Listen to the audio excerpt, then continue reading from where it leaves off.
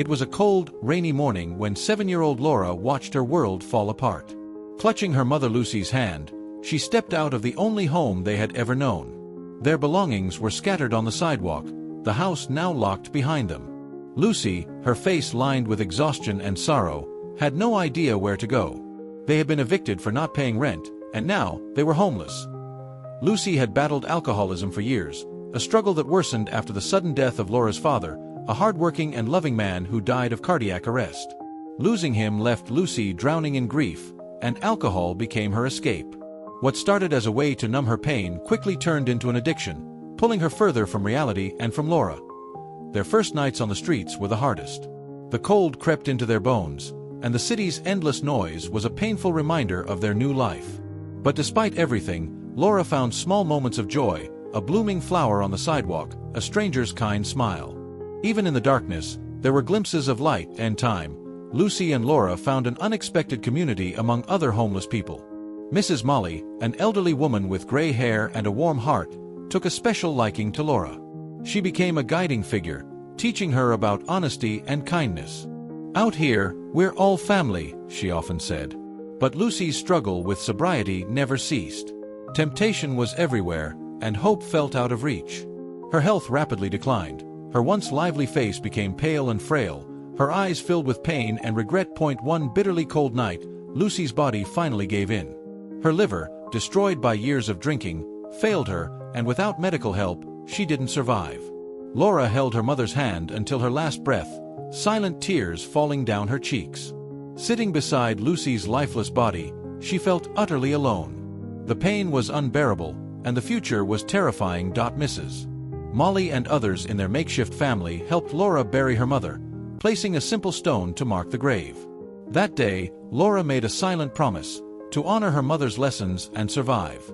She would not let the streets define her. The first days without Lucy were agonizing. At just 8 years old, Laura had to summon strength beyond her years.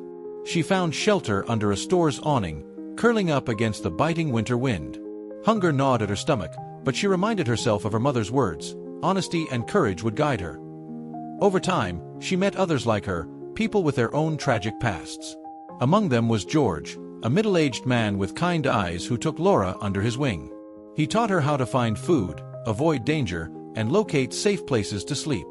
Mrs. Molly continued to watch over her, always reminding her, "Life is hard, but it's still life. We need each other to survive." Laura learned to be resilient. She found ways to stay warm, using cardboard and scrap wood to build fires. Despite everything, she discovered moments of happiness, laughing with friends, listening to Mrs. Molly's stories, and cherishing small victories like finding a warm meal. She refused to give up, holding on to the promise she made to herself and her mother. One night, as Laura sat under a shop's awning, she noticed a sleek black car pull up outside a fancy restaurant. A tall, gray-haired man in an expensive suit stepped out, exuding confidence and success. As he walked in, his wallet slipped from his pocket, landing near the curb. Laura hesitated. She had been taught to always do the right thing. With a deep breath, she grabbed the wallet and waited. Minutes later, Albert Morgan, a well-known lawyer, rushed out of the restaurant, panic in his eyes. The moment he saw Laura holding his wallet, relief washed over his face. "Sir, I think this belongs to you," she said, offering it to him. Albert took it, visibly impressed. "Thank you, young lady. You just saved me a lot of trouble." He looked at Laura properly for the first time, her worn clothes, thin frame, and tired eyes. "What's your name?" he asked gently. "Laura," she replied softly. Albert hesitated, then smiled. "Laura, I'd like to thank you properly. Would you like to join me for dinner?" Laura's stomach rumbled, but the idea of entering such a grand place made her nervous. Seeing the kindness in Albert's eyes, she finally nodded. "All right." Inside, she was overwhelmed by the luxury, the chandeliers, the elegant tables, the soft music. As they sat, Albert noticed her hesitation and ordered for both of them. When the food arrived, Laura ate slowly at first, then hungrily. Albert watched, his heart heavy with concern and admiration. Between bites, Laura opened up. She spoke of her father's death, her mother's struggles, and her life on the streets. She shared the pain of losing Lucy and the fear of surviving alone. Albert listened intently, moved by her resilience. When she finished, he took a deep breath. "Laura, you are incredibly brave. No child should go through what you have." She simply nodded, unsure of what to say. "I want to help you," he continued. "You can't stay on the streets. It's too dangerous. How about coming home with me tonight? You can have a warm bed, a hot meal, and a safe place to rest." Laura hesitated. It felt too good to be true. But something about Albert made her feel safe. Slowly, she nodded. "Okay." Albert's house was warm and inviting, a stark contrast to the cold streets. He showed her the bathroom and gave her fresh clothes. Laura took a long, hot shower, letting the warmth wash away the dirt and exhaustion. For the first time in ages, she felt clean, safe, and hopeful. Afterward, Albert made her tea and guided her to a cozy bedroom. "Good night, Laura," he said kindly, switching off the light. Lying in the soft bed, Laura thought about the night's events. Could this be the start of something new? As she drifted to sleep, she dared to dream of a better future. Morning came, sunlight streaming through the curtains. Laura woke up, momentarily disoriented. The comfort of the bed, the quiet, it was all so different. She followed the scent of coffee and found Albert in the kitchen. "Good morning, Laura. Did you sleep well?" She nodded. "Yes. Thank you." They shared breakfast, and for the first time in a long while, Laura felt a sense of normalcy. Over the next few days, she adjusted to life in Albert's home, helping with chores and settling in. Albert, in turn, provided her with clothes, books, and a safe space. One evening, Albert shared something personal. "I never had children. A long time ago, I found out I couldn't. It was hard to accept, but I focused on my work instead." Laura listened closely, realizing that even someone as successful as Albert had his own struggles. As days turned into weeks, their bond grew. Albert admired Laura's strength, and she found comfort in his kindness. The idea of adoption slowly took shape in Albert's mind. He sought advice from friends, weighing his decision carefully. One evening, he sat in his office, a document in hand, the first steps toward adoption. Looking at Laura, he knew one thing for certain: she had already become his family. The social worker was deeply moved by Laura's maturity and Albert's unwavering dedication. They both went through multiple stages of the adoption process: home visits, psychological evaluations, and thorough interviews. With each step, the bond between Albert and Laura only grew stronger. During one particular home visit, the social worker observed how Albert genuinely cared for Laura, always paying attention to her needs and emotions. In return, Laura showed heartfelt affection and deep respect for Albert. "It's clear that you two share a very special connection," the social worker noted during one of the evaluations. "That's one of the most important things in this process." Albert smiled in relief and looked at Laura, who met his gaze with bright, happy eyes. The following months were filled with anticipation and nerves. Every completed step brought them closer to officially becoming a family. Meanwhile, their daily lives continued to adapt. Laura excelled in school, made new friends, and explored her interests. Albert, in turn, embraced his new role as a father, discovering within himself a deep well of patience and love. Their home was now filled with bedtime stories, laughter at the dinner table, and meaningful conversations about dreams and fears. One evening, after another round of interviews, they returned home, exhausted but hopeful. Albert sat on the couch, Laura beside him. He looked at the girl who had come to mean so much to him and felt a surge of emotion. "We're almost there, Laura," he said, wrapping an arm around her shoulders. "I know this process is tough, but we're doing it together. That's what truly matters." Laura rested her head on Albert's shoulder, feeling safe and loved. "I know, Albert, and I couldn't be happier." Day by day, step by step, their bond solidified. The adoption process was long and demanding, but each challenge they faced only reinforced their certainty: they were meant to be a family. Finally, the day of the final hearing arrived, sooner than either of them expected. That morning, they sat side by side in the courtroom, nervous yet hopeful. Albert held Laura's hand, silently reassuring her. The judge, a middle-aged man with a kind face, entered and reviewed the case files before him. After a moment of silence, he looked at them both. "Mr. Morgan, Laura, I have thoroughly examined your case," he began.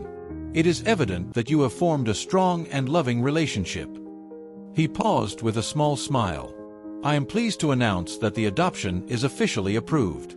Congratulations. You are now father and daughter." Laura could hardly believe it.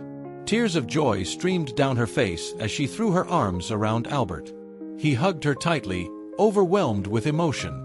"We're a family now, Laura," he whispered. "Yes, we are," she replied, beaming. With the adoption finalized, a new chapter began. Laura started attending a nearby school with great teachers and resources. On her first day, Albert walked her to the gate, offering words of encouragement. "You're going to do great, Laura. Just be yourself." Laura nodded, her confidence growing. The first few weeks were challenging, but soon she thrived. Her teachers recognized her talent, and she eagerly joined clubs and activities, from the reading club to the math team. With each report card, Albert's pride in her deepened. She was not just succeeding academically, she was becoming a confident and determined young woman. One evening, while Laura was doing homework at the kitchen table, Albert sat beside her. "I'm so proud of you, Laura," he said warmly. "You've worked hard, and it shows. I promise to do everything I can to give you a bright future." Laura looked at him, her eyes full of gratitude. "Thank you, Albert. You gave me a chance for a better life, and I won't waste it." As the months passed, Laura flourished. She won school competitions, built strong friendships, and became an inspiration to her peers. Albert's once quiet home was now full of laughter and life. Their weekends were spent visiting museums, parks, and libraries, always searching for new ways to learn and grow together. Though challenges lay ahead, Albert was ready to face them, always at Laura's side. His commitment to her future was not just a promise, it was a daily act of love and dedication. Years flew by, and Laura, now 17, was excelling in school. But like any teenager, she faced new pressures. Friendships became more complicated, expectations grew, and questions about her past surfaced more often. Thoughts of her mother, Lucy, and her father, whom she barely remembered, lingered in her mind. One evening, after a tough day at school, Laura sat on the porch, gazing at the stars. Sensing her unease, Albert joined her. "You okay, Laura?" he asked gently. She sighed, eyes still on the sky. "I just have a lot on my mind, Albert. I miss my mom, and I wonder about my dad. I barely know anything about him. When he died, I was too young to understand, and whenever my mom mentioned him, she would start crying. I remember that." Albert took a deep breath. He had known this conversation would come one day, but that didn't make it any easier. "It's natural to have questions, Laura," he said. "Your mother, Lucy, was a strong woman. She loved you deeply and did her best despite the hardships." "Thank you, Albert. I think I needed to hear that." He pulled her into a hug, wanting her to feel his unwavering support. "No matter what, I'm always here for you. You're my daughter, and I love you." She leaned into his embrace, feeling a newfound sense of security. "I love you too, Albert." Though the struggles of adolescence didn't vanish, Laura now felt stronger. She knew that no matter what, she wasn't alone. At 17, she made a life-changing decision to study law, inspired by Albert's integrity and passion for justice. The road ahead was tough, endless readings, complex cases, and grueling exams. On nights when she felt overwhelmed, Albert reminded her of her strength. "I know it's hard, but you're capable, Laura, and I'll always be here to help." With his support, she found her footing. She joined a legal aid group, helping the underprivileged. One case, an elderly homeless woman named Mrs. Mary, touched her deeply, reminding her of the struggles she and her mother had faced. "I'll fight for you, Mrs. Mary," Laura promised. And she did. After months of effort, Mrs. Mary finally received the benefits she deserved. "Thank you, dear," the old woman said, tears in her eyes. "You changed my life." Laura knew then that she was exactly where she needed to be. Years later, Laura stood in her graduation gown, adjusting her cap in the mirror. Albert, watching proudly, felt his heart swell. "You look beautiful, Laura. Today is a big day." "Thank you, Dad," she said, the word Dad full of love. "I wouldn't have made it without you." As her name was called, Laura Morgan, with honors, Albert wiped away a tear. The journey they had taken together, full of challenges and triumphs, had led to this moment of victory. And as Laura stepped into her future, fighting for justice and giving back to those in need, Albert knew that no matter what lay ahead, she would always have his unwavering support. Together, they had built something truly special, a family bound by love, resilience, and an unbreakable bond.